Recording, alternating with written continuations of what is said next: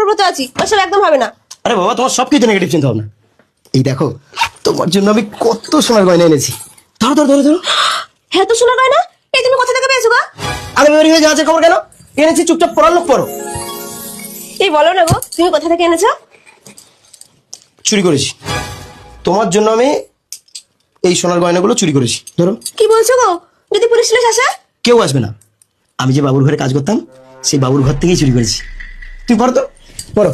এরপর অনিতের স্ত্রী গয়নাগুলো পেয়ে খুব খুশি হলো, কিন্তু তাদের সুখের সংসারে বিপর্যয় ঘটল। বেশ কিছুদিন পর একদিন দুপুরে অনিত খাওয়া দাওয়া করছিল। স্বামী, আমি না একটা বিশাল বড় ভুল করে ফেলেছি। কি ভুল?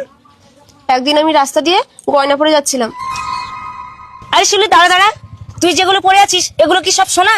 আরে তুই সোনার সিরিকল চিনিস না? এগুলো সব সোনার। না শিউলি, বলছিলাম কি, কাল একটা বিয়ে বাড়ি যাবো, তোর গয়নাগুলো একদিনের জন্য ধার দিবি? আরে হ্যাঁ, কেন দেবো না? তুই তো আমার বান্ধবী, বিকেল বেলা আমাদের বাড়িতে আয়, আমি খুলে দিচ্ছি। ও সেই দিন বিকেলেই এলো। এই শোন শিউলি, আমি যে তোর থেকে সোনার গয়নাগুলো নিচ্ছি, তুই যেন আবার কাউকে বলিস না। ঠিক আছে, কাউকে বলবো না। তুইও কিন্তু আমার স্বামীকে বলিস না। ঠিক আছে। সুচিত্রা একদিনের নাম করে গয়নাগুলো নিয়ে গেল, 10 দিন হয়ে গেল, এখনো দিয়ে গেল না তো। বউ, কাজ যাচ্ছি। কি ব্যাপার বলো তো? তোমার গায়ে গয়নাগুলো দেখছি না তো। আরে গয়নাগুলো তুই বাক্সে রেখে দিয়েছি, পড়লে নোংরা হয়ে যাবে না। ও আচ্ছা আচ্ছা, ঠিক আছে। না না, এভাবে ঘরে বসতে গেলে হবে না, সুচিত্রার বাড়িতেই যাই। কিরে এতবার ডাকতে শুনতে পাচ্ছিস না? 10 দিন হয়ে গেল, গয়নাগুলো দিয়ে আসিস না কেন? গয়না? কিসের গয়না? আমি তোর গয়না নিতে যাবো কেন? আরে সুচিত্রা, তুই সব কি উল্টোপাল্টা কথা বলছিস? তুই আমাদের বাড়ি থেকে গয়না নিয়ে আসিস নি বিয়ে বাড়ি যাই বলে? একদম ফালতু কথা বলবি না। আমি কেন তোর থেকে গয়না নেবো রে? আমার কিসের অভাব আছে? যা বাড়ি চল এখান থেকে। বেরো শালি আমার বাড়ি থেকে, বেরো বেরো আমার বাড়ি থেকে। বউকে বলে মেটাবি, আগে বল রায়বাড়ির গয়নাগুলো কোথায় রেখেছিস? বউ, এবার কি হবে?